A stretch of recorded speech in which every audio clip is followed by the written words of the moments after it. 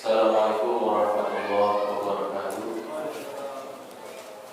Bismillahirrahmanirrahim. Alhamdulillahilladzi wa'ahat al-wahidus samad yahdil rasad. Ya Rabbana ya Rabbul ilahi wa ya dzal jalali wal ikram. Ya Rabbana Allahumma shalli sallim ala Muhammadin syafi'il umam wal ali wa ala muslimin wa ya rabbal alamin. Ya sayyidina wa lana qarib wa alim ya Rabbana. Yang sama-sama kita hormati, kita bersama Bapak Ustaz Dianto yang alhamdulillah telah hadir dengan kita, para jamaah, para sepuh, para ustaz, para sakit. Berilah pada malam yang penuh barokah ini kita panjang umur kita syukur kepada Allah Subhanahu wa taala atas segala limpahan nikmat iman, nikmat Islam dan tentunya nikmat sehat walafiat sehingga pada malam hari ini kita bisa sama-sama melaksanakan sholat maghrib secara berjamaah dilanjutkan dengan kajian tiap malam Senin. Mudah-mudahan apa yang kita senangkan senantiasa diridhoi oleh Allah sehingga buah dan kehormatan bagi kita semua. Amin ya rabbal alamin. Sanjungan sholawat salam yang seindah-indah sebaik-baiknya mari kita tetapkan kepada Nabi kita Agung Nabi Muhammad sallallahu alaihi wasallam wasiyami wal mursalin wal malaikatul muqarrabin alaihi wassalatu wassalam min awalihi ila al-akhir. Beliau senantiasa mencurahkan syafaat tarbiyah kepada kita sekalian sehingga pelaksanaan pengajian pada malam hari dari awal hingga akhir senantiasa membuahkan kemapanan bagi kita semua. Pada malam hari ini jikalau kami atas nama Pengurus DKM Mushola Amanah sekaligus mewakili Panitia Hari Besar Islam RW 01 menyampaikan ribuan terima kasih atas bantuan infrastruktur dari Bapak Ibu semua yang pada pagi tadi kami dari pengurus PHB RW 01 berdiri di lingkungan RW 01 alhamdulillah terkumpul Rp4.450.000, 5 juta alhamdulillah 5 juta rupiah. Yang mudah-mudahan infrastruktur dari Bapak Ibu semua senantiasa oleh Allah dan membuahkan kemampanan bagi kita semua dilipat gandakan. Tentunya kita semua juga doakan mudah-mudahan almarhum orang tua kita senantiasa diampuni segala dosanya, diterima amal ibadahnya, dan tentunya bagi saudara-saudara kita yang saat ini sedang sakit Allah angkat penyakitnya dan tentunya bisa berkumpul kembali dengan kita semua. Dan tentunya kita doakan bagi saudara-saudara kita yang sedang mendapat masalah kehidupan mudah-mudahan diberikan kemudahan oleh Allah Subhanahu wa taala. Marilah kita baca surah Al-Fatihah. Mudah-mudahan dari Fatihah ini Allah senantiasa berikan berkah bagi kita semua. Ila sayyidina Muhammad sallallahu alaihi wasallam. Al-Fatihah. Bismillahirrahmanirrahim. Alhamdulillahirabbil alamin maliki yaumiddin. Iyyaka na'budu wa iyyaka nasta'in ihdinas siratal mustaqim siratal ladzina an'amta 'alaihim ghairil maghdubi 'alaihim waladdallin. Demikian yang saya sampaikan. Assalamualaikum warahmatullahi wabarakatuh.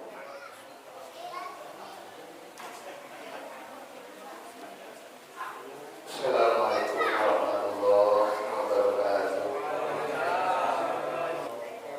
Bismillahirrahmanirrahim. Alhamdulillahi min syururi anfusina wa min sayyiati a'malina. Man yahdihillahu fala mudilla lahu wa man yudlilhu fala hadiya lahu. Rabbi shrah li sadri wa yassir li amri wahlul 'uqdatam min lisani yafqahu qawli. Allahumma shalli wa sallim wa barik ala sayyidina Muhammad ibni Abdillah wa ala alihi wa ashabihi wa man tabi'ahum bi ihsanin ila yaumil qiyamah. Amma ba'du. Hadratul mukarramun jemaah mushola Al-Amanah yang insyaallah senantiasa dimuliakan oleh Allah Subhanahu wa taala. Puji dan syukur adalah kita panjatkan kepada Allah Subhanahu wa taala. Alhamdulillahirabbil alamin. Malam hari ini kita masih diberikan karunia rahmat taufik hidayah kesempatan kesehatan atas segala nikmatnya kita bisa berkumpul bermuaja melaksanakan ibadah secara bersama berjamaah dan juga dilanjutkan dengan ta'lim. Insyaallah apa yang kita lakukan senantiasa membawa manfaat bagi kita dalam kehidupan kita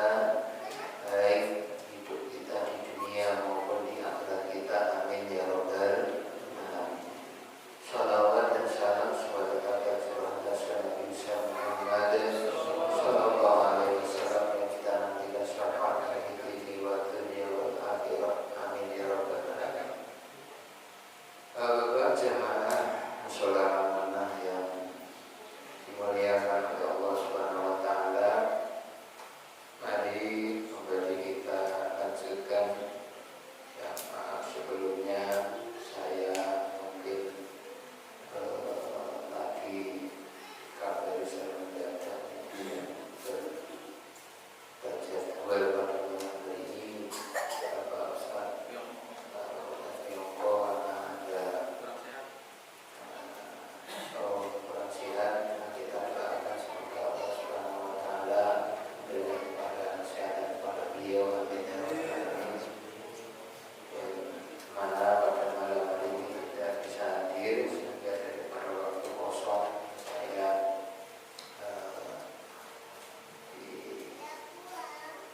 diminta untuk mengisi. Semoga hari ini tetap memberikan semangat pada kita semuanya. Bapak yang kami hormati, seperti biasa kami membawakan tafsir Al-Quran. Mari kita lanjutkan. Kemarin kita sudah sampai surat Asy-Syamsi atau Asy-Syamsi wa Duhaha. Kemarin kita nanti mau hafalan sampai berapa? Ya, jadi mungkin waktu 1 bulan itu bisa kita hafalkan. Tapi kalau benar-benar kita niat, insya Allah. Jadi kita itu kalau niatnya kuat, insya Allah dalam setiap hari itu minimal 3 ayat itu bisa hafal. 3 ayat bisa hafal. Dan 2 hari menjadi 6 ayat. 3 hari menjadi 9 ayat. Kalau pertama ayat 1, 2, 3. Hari kedua berarti ayat 1, 2, 3, 4, 5, 6. Ketika jadi 6 ayat. Ayat hari ketiga 1, 2, 3 sampai 9. Nah, rumusnya begitu kalau baca Al-Quran. Jadi sehingga ketika kita membaca ayat yang 9 berarti kita harus membaca dari ayat yang pertama. Dan itu kita kalau kita niatkan bukan sepele. Jadi satu pengalaman atau yang jadi bagi ada seseorang yang dia hanya menghafalkan itu dari ketika dia itu berangkat kerja, pulang kerja baca lagi, berangkat kerja baca, sambil di jalan sambil baca, pulang kerja baca lagi, itu bisa hafal beberapa surat. Ya surat Waqiah, ya surat Tabarok, surat Ar-Rahman, surat Al-Kahfi, Yasin dan sebagainya. Yang mana aja yang kita pilih, yang kita sukai. Kalau memang kita belum bisa membaca secara urutan dari Al-Baqarah dan sebagainya. Nah, kita senang surat Yasin, yaitu kita hafalkan, kita usahakan. Insya Allah kita akan diberikan walaqad yassarna lidzikri dalam Al-Quran. Ada ayatnya demikian. Sebenarnya kita akan dipermudah ketika kita membaca Al-Quran. Pasti akan dipermudah oleh Allah Subhanahu wa Ta'ala. Dan kita harus yakinkan itu. Bapak yang kami hormati, mari kita lanjutkan. Bismillahirrahmanirrahim. Kita baca kembali ya Bapak. Waktunya sampai jam 8 masih lama. Kita baca bersama-sama waktu Wasyamsi wa Duhaha. A'udzu billahi minasy syaithanir rajim. Bismillahirrahmanirrahim. Wasyamsi wa duhaha wal qamari idza talaha wan nahari idza jallaha wal laili idza yaghshaha was samaa'i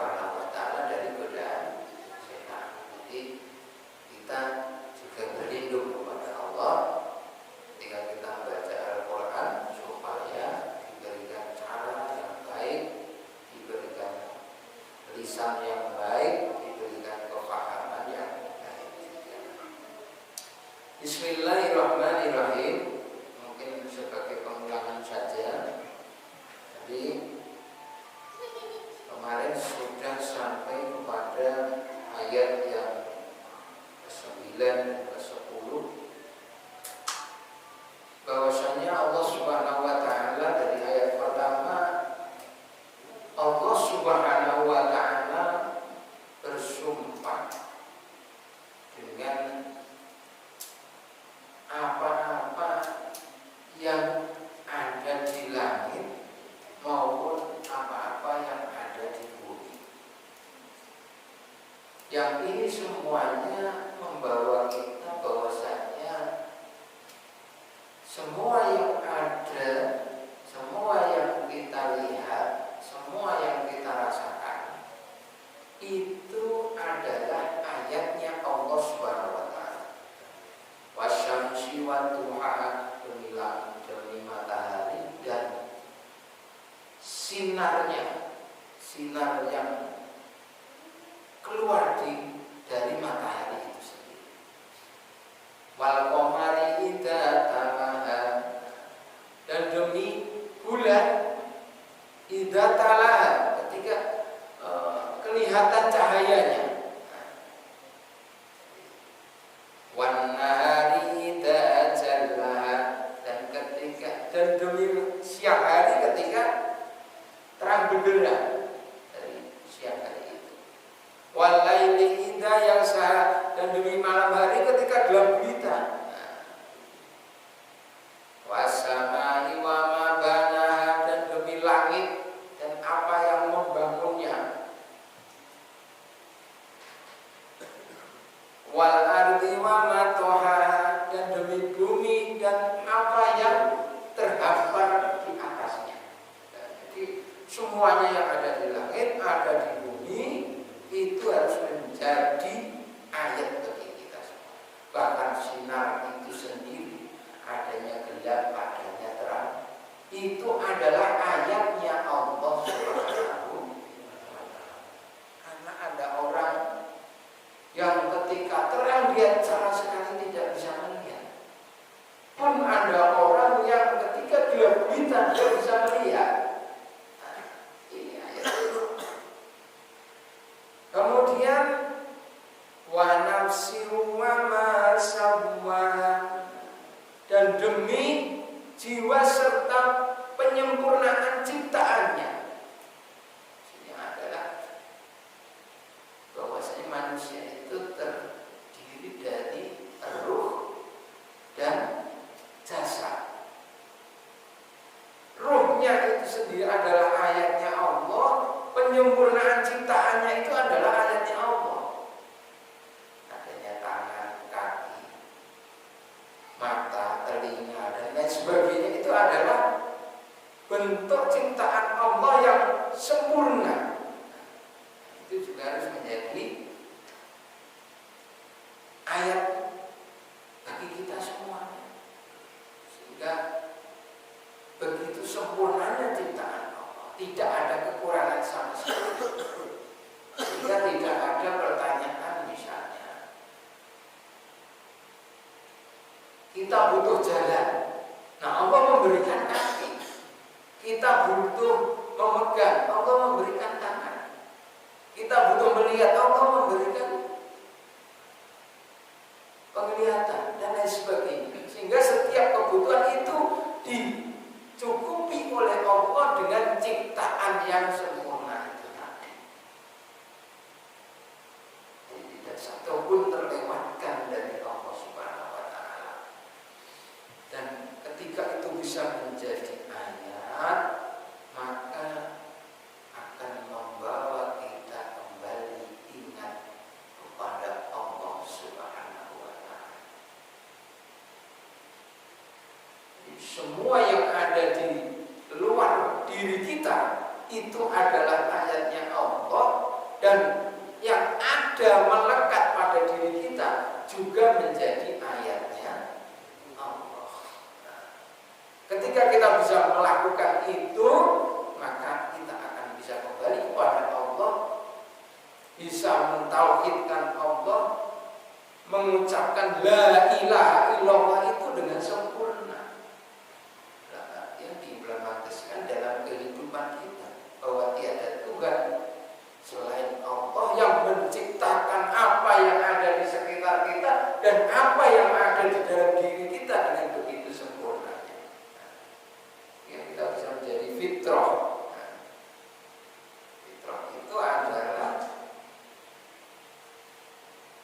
mengakui dengan Allah Subhanahu wa Ta'ala adalah sebagai satu-satunya yang kita sembah.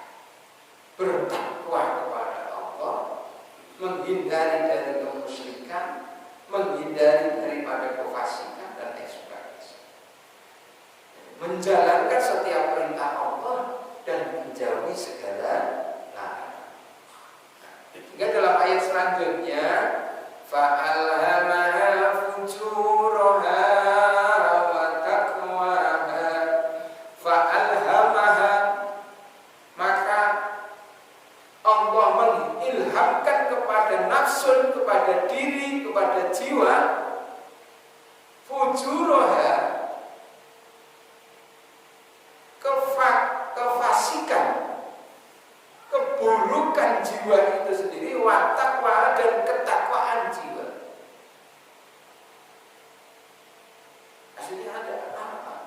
Dengan ciptaan yang begitu sempurna tadi, maka Allah memberikan dua pilihan kepada kita, yaitu diilhamkan kepada kita semuanya fujuroha wa taqwa. Ilhamkan kepada kita ini perbuatan yang baik, ini perbuatan yang buruk, itu sudah diilhamkan kepada kita dengan penciptaan yang sempurna tadi. Sehingga setiap diri kita pasti tahu ini baik, ini buruk. Cuman karena mungkin kebiasaan buruk yang dilakukan, sehingga itulah yang terbawa dalam kehidupan. Kalau kebiasaan baik yang kita lakukan, maka demikian juga akan membawa diri kita pada ketakwaan. Sehingga itulah sudah diilhamkan kepada kita, sudah dilengkapi semua. Selain ciptaannya, dan ilham pun masih diberikan kepada kita. Sehingga ketika sudah lengkap, sudah diberikan ilham, maka akhirnya qad aflaha man zakkaha, maka pasti akan beruntung orang-orang yang mensucikan jiwanya, yaitu melakukan ilham ketakwaan tadi. Maka khaba man dassaha, dan benar-benar merugi orang-orang yang mengotori hatinya. Hatinya dikotori dengan kefasikan. Sehingga tidak ada alasan lagi bagi seorang hamba kenapa ketika ia masuk ke neraka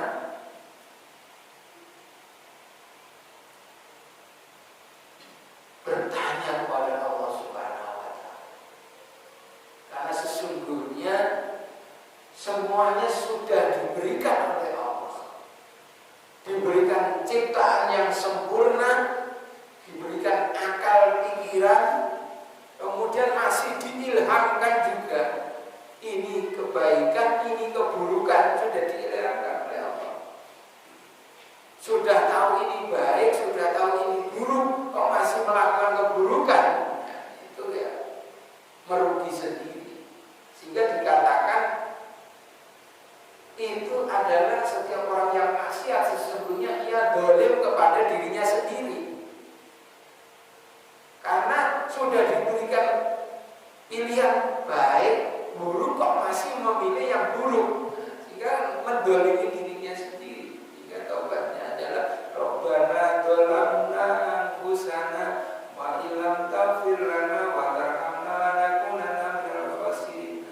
Karena hakikatnya maksiat yang kita lakukan itu adalah kedoliman pada diri kita sendiri. Karena apa? Sudah diilhamkan, sudah dikasih jalan baik, buruk sudah disempurnakan ciptaannya, kok masih milih yang buruk ya. Berarti dolim pada dirinya sendiri, bukan karena didolimi oleh Allah Subhanahu wa Ta'ala. Itu dolim pada dirinya sendiri, tidak ada. La ilaha illa anta subhanaka inni kuntu minadz dzalimin. Ketika kita berdoa,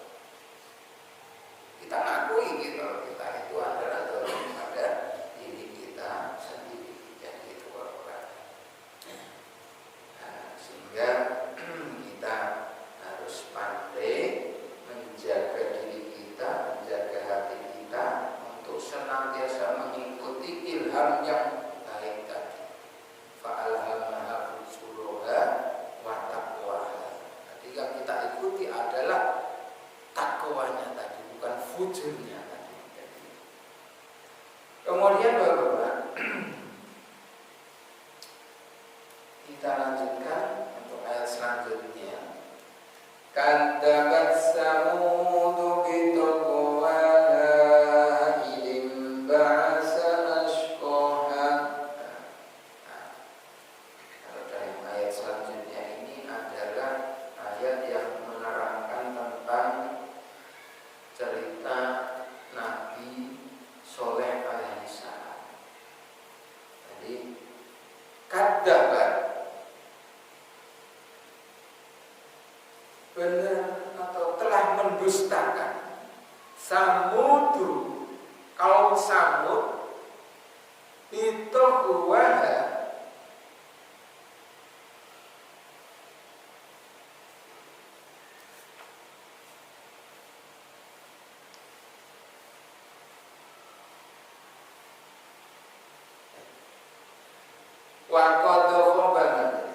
waqad khoba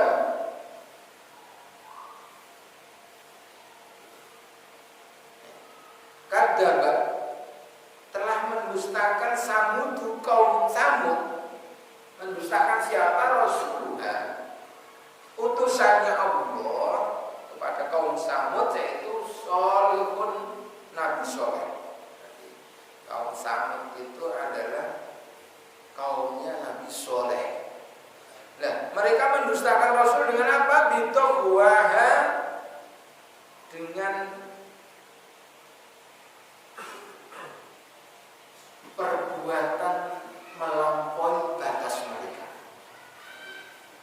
dengan perbuatan yang melampaui batas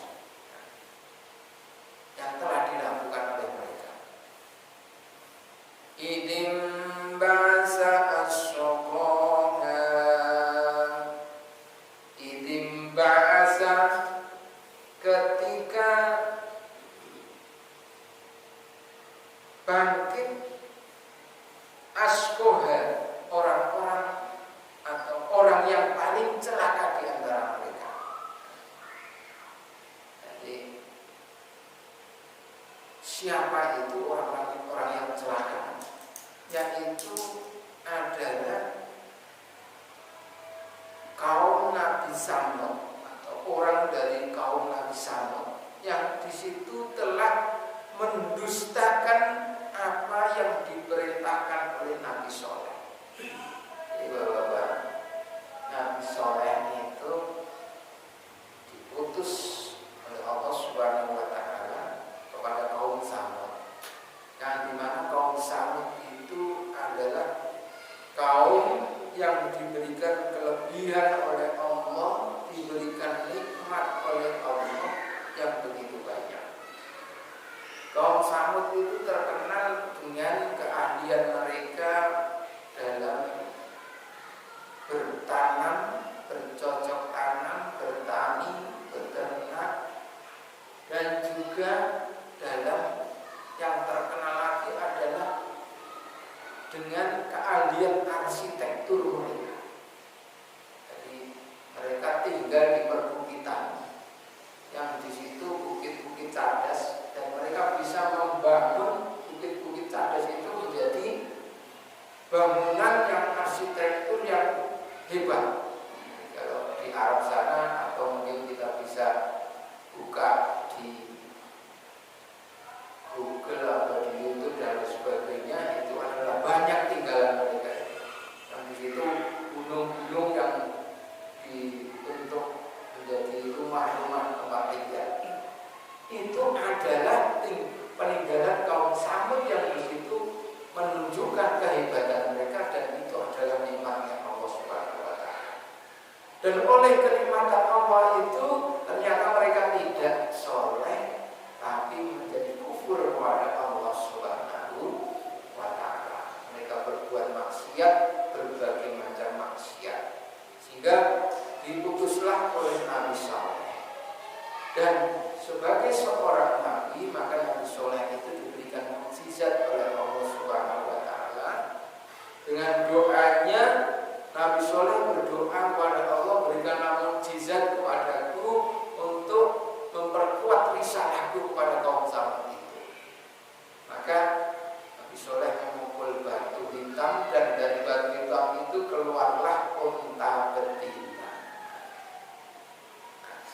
Kemudian dalam ayat selanjutnya bahwasanya ketika diberikan ayat atau mukjizat yang demikian tadi, maka bagi orang yang beriman maka akan tambah imannya dan mengikuti Nabi SAW. Tapi ada sebagian dari kaum Samud, mereka juga bahkan menjadi mendustakan lagi. Mendustakan itu ya tidak percaya baik secara hati maupun secara perbuatan, melawan mereka. Sehingga dalam satu cerita di situ dibunuhlah unta betina tadi. Hingga idim bahasa askoha, ketika bangkit orang yang paling celaka di antara mereka. Nah, siapa yang paling celaka itu adalah orang yang menyembelih unta betina daripada Nabi Soleh alaihissalam. Ya, dalam satu riwayat atau itu dinamakan adalah Qudar ibnu Salim yang membunuh daripada unta betina itu tadi. Idim bahasa asqoha, wasmu Qudar ila mukran nakata itu. Faqala lahum Rasulullah, padahal Nabi Soleh telah berkata kepada mereka.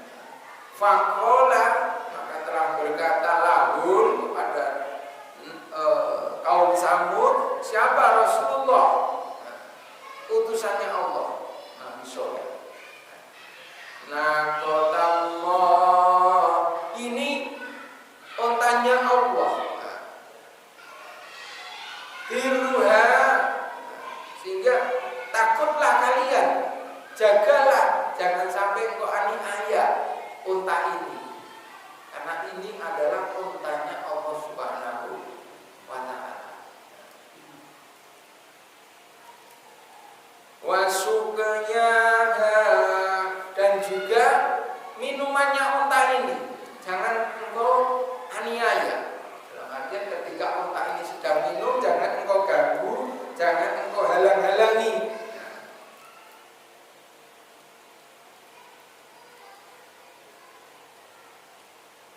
Wa kana la yaumun wa lahum yaumun. Jadi jangan engkau halang-halangi. Bahwasanya ceritakan bahwasanya ada jatahnya. Minumnya untanya Nabi Soleh 1 hari, minumnya untanya kaum Samud itu 1 hari. Ketika datang waktunya itu jangan engkau halang-halangi. Nah, itu perintahnya Rasul. Fasuqya fakadzabu faqaruha, fakadzabu, maka mereka kaum Samud itu mendustakan apa yang diucapkan oleh Nabi Soleh. Jadi kaum Samud itu mendustakan. Yang harusnya dijaga malah diganggu, yang harusnya diberikan jatah minum malah tidak diberikan jatah minum. Fa'aqaruha, dan akhirnya adalah qataluha. Bahkan tidak hanya menghalang-halangi, tapi ternyata kaum Samud itu qataluha, mereka membunuh unta daripada Nabi Soleh. Sehingga tidak mengikuti apa yang menjadi perintahnya Nabi Soleh alaihi salam.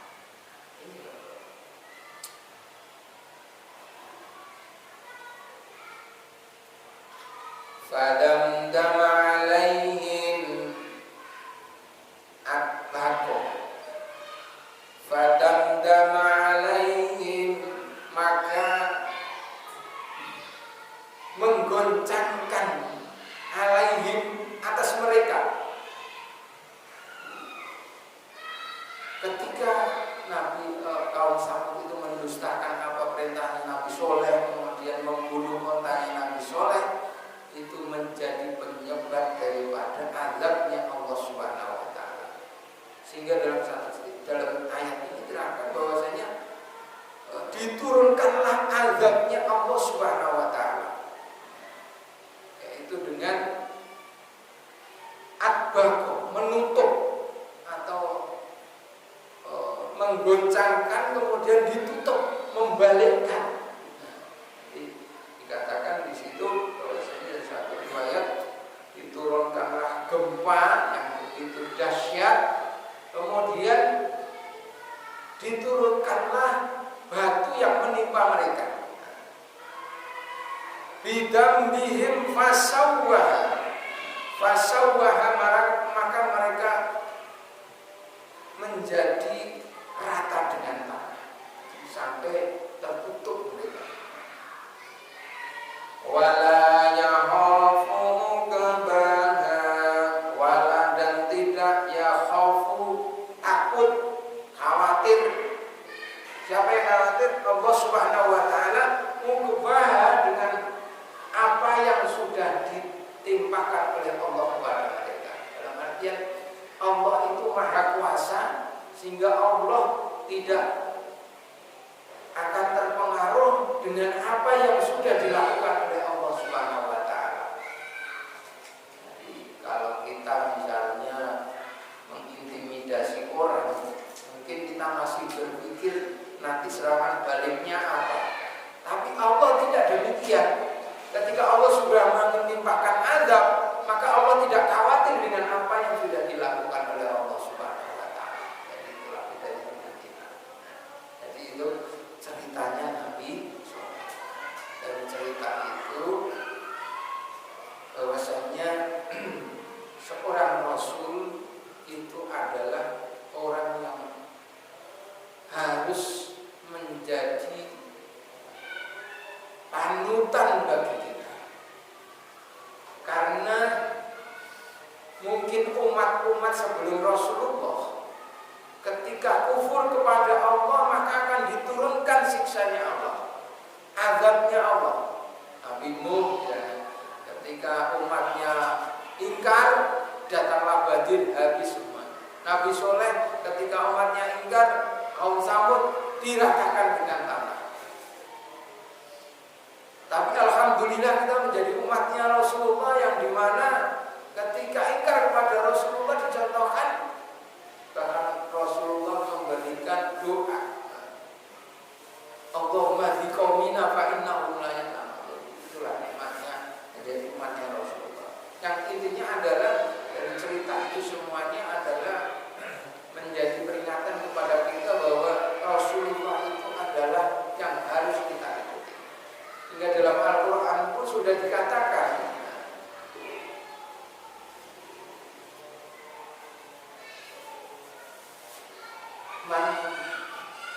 Man yuti'ir Rasul faqad ata'a Allah wa man tawalla fama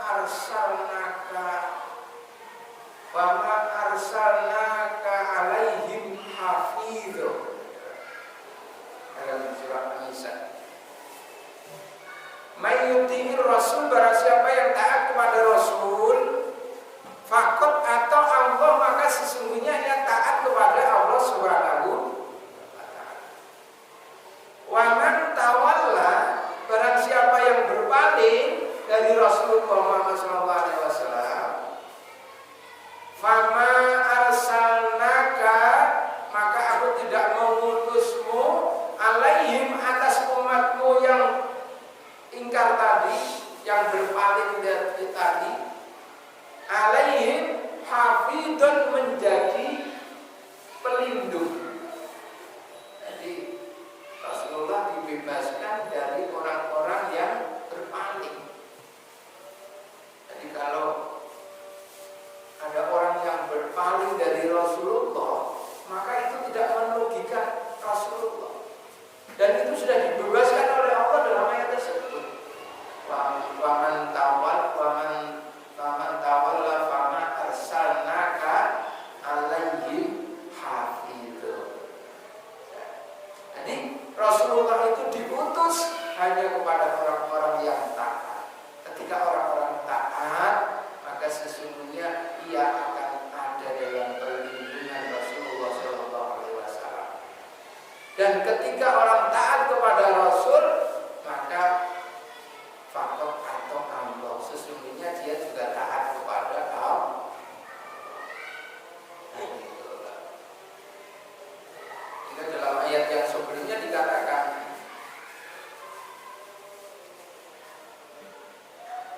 bahwasanya orang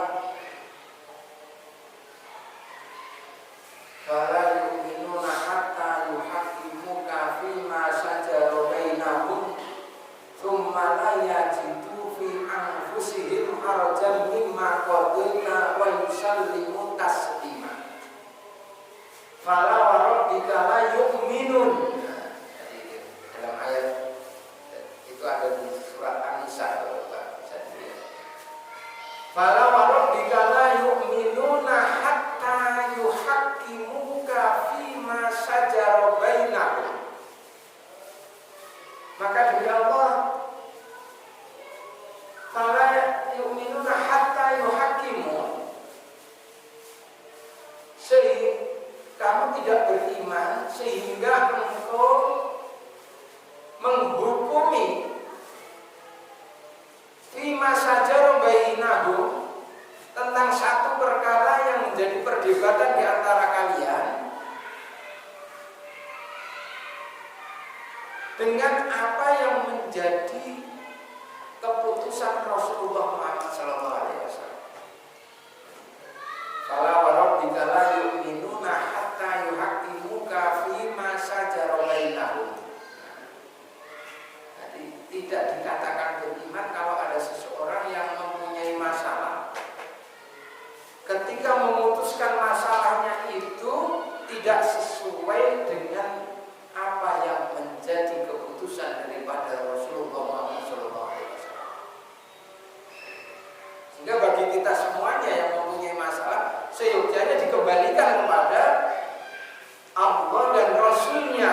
Nah, dalam ayat sebelumnya juga dikatakan, Innallaha ya'murukum an tu'addul amanati ila ahliha.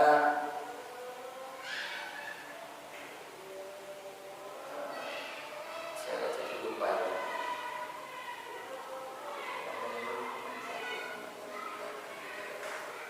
Fa idza hakamtum bainahum, idza hakamtum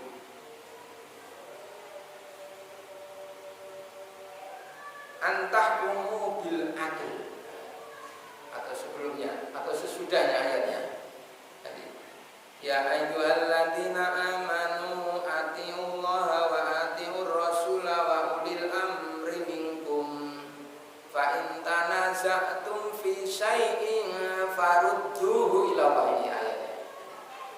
Fa in tanaza'tum fi syai'in farudduhu ila Allahi wa rasul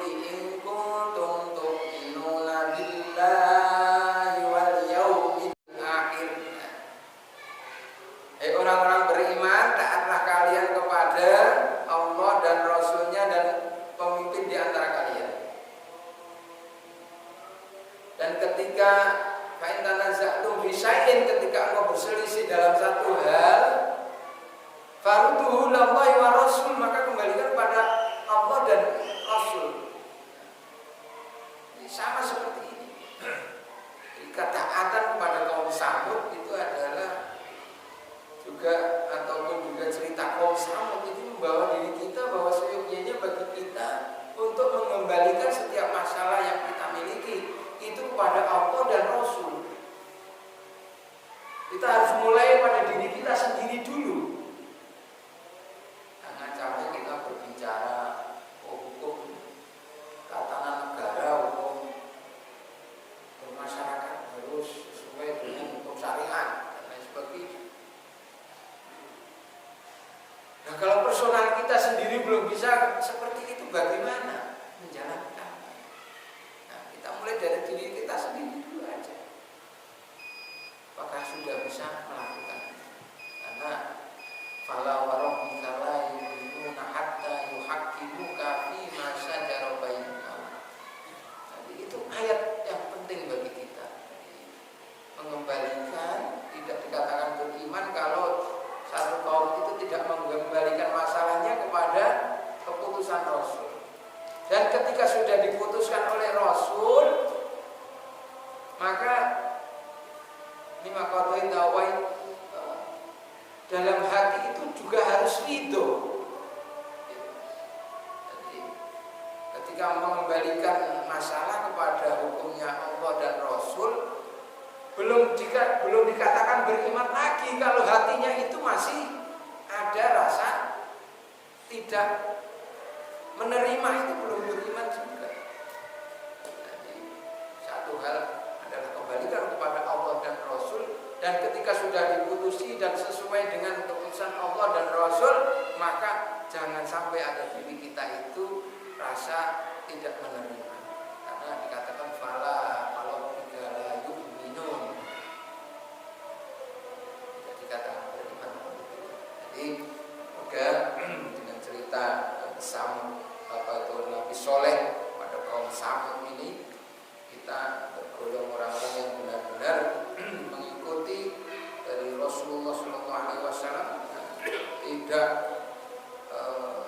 mendustakannya dan juga tidak melanggarnya. Nah, itu harus kita mulai dari pribadi kita masing-masing dulu, dari hal-hal yang kecil dalam kehidupan kita, baik pribadi kita maupun dalam keluarga kita.